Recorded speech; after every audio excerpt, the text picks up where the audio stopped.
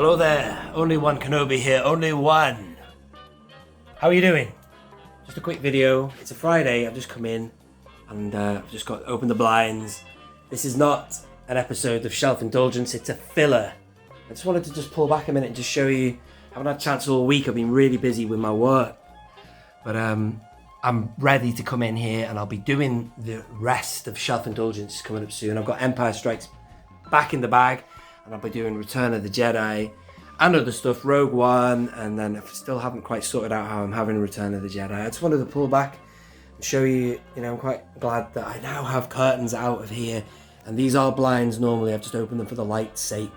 And it's just better in here. I'm actually thinking about rearranging, you've seen Empire Strikes Back already. I'm going to get that out of there, it's not how it's supposed to be. I'm going to set that up how it should be, I've got two of them, so I'll put them together as they're properly supposed to be, and then I'm going to park this in there, because occasionally I'll have vehicles in there, like I've got, Luke's Landspeeder here for New Hope, and I've managed to finally get the Snowspeeder involved with Hoth.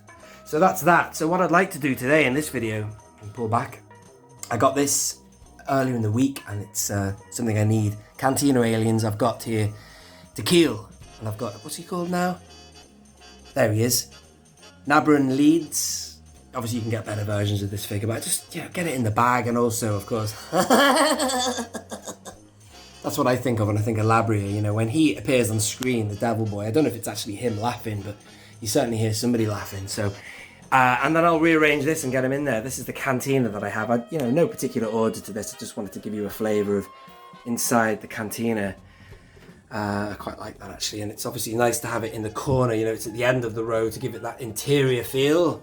So here's a little bit of information as well, of course, I might do a separate video on who's who with Snaggletooth, but that is of course your man Zutton there, and then you have Zutmore, who's wrongly been called Zutton in the past in Power of the Jedi, but he is actually a female and he appears in the holiday special, and that's what that figure is.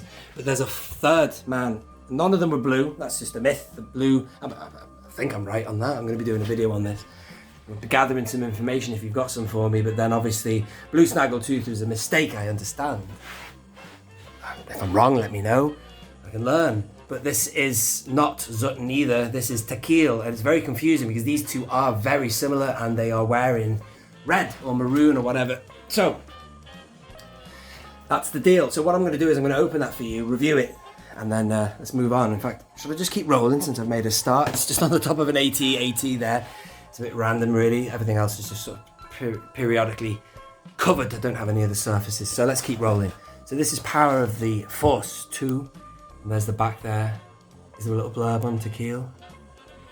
I'm sort of more interested in Takeel because I'm interested in the Snaggletooth story.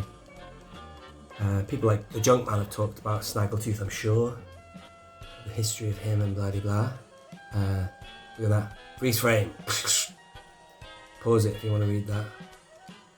Awesome. There's now talk, obviously, when I'm filming this on the Friday, the 11th of June, we've now learned that we're getting a Cantina in the vintage collection, but it's the Navarro one, and I liked it because, well, obviously I'd love a Cantina from New Hope, but the thing about the one from the Navarro is it's more contained, if that makes sense. The fact is that the Cantina is just, you see the bar behind them, you've got Mando, you've got Grief Karga and Mando sat together, and then behind you see the bar. So I think I can imagine that being a nice diorama piece, as opposed to the Cantina in Star Wars. It seems like a bigger room, so where do you begin in making it, you know what I mean? It'd have to be a really big piece to really stretch it out. I presume it's bigger, and I suppose, I don't know, I can just see the potential of one diorama piece, and I'll say no more about that. But this is these guys, and I just thought I'd give you a little review on it and tell you that there are, what was I going to say? I'm losing it now, people. I've just come in and I'm in a bit of a rush here to get this film before the light dies. Just to let you know that the Shelf Indulgence series will continue after I've just sorted some things out. I've got other things to review as well. I have this to review. Excuse me. I can't carry and hold that at the same time. This has arrived, so I'll be looking forward to reviewing this as well. The Stormtrooper, First Order Stormtrooper helmet. Love and hate the sequels. I love the design of the First Order. So this is my current cabinet for...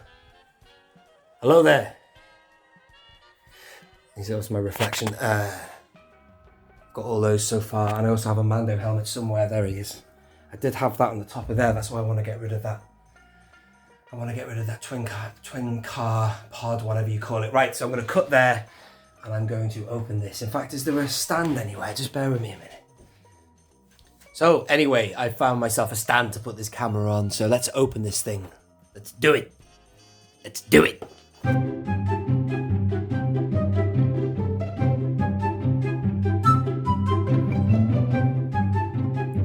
All right, all done there. Tell you what should I do? Should I move this back here? This could be a new regular section of the show called Review on the Assets. There we are, lovely.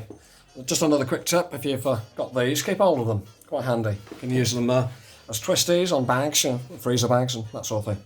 Anyway, let's get on with this. So, here's the base, look at that. Great, I like those cinema scenes, they're really good.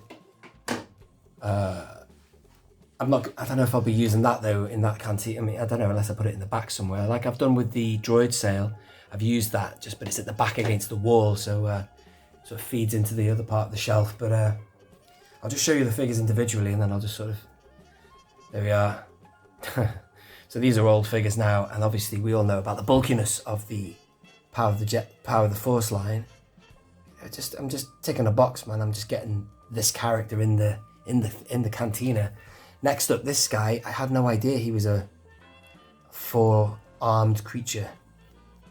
That's cool, isn't it? What a great head that is.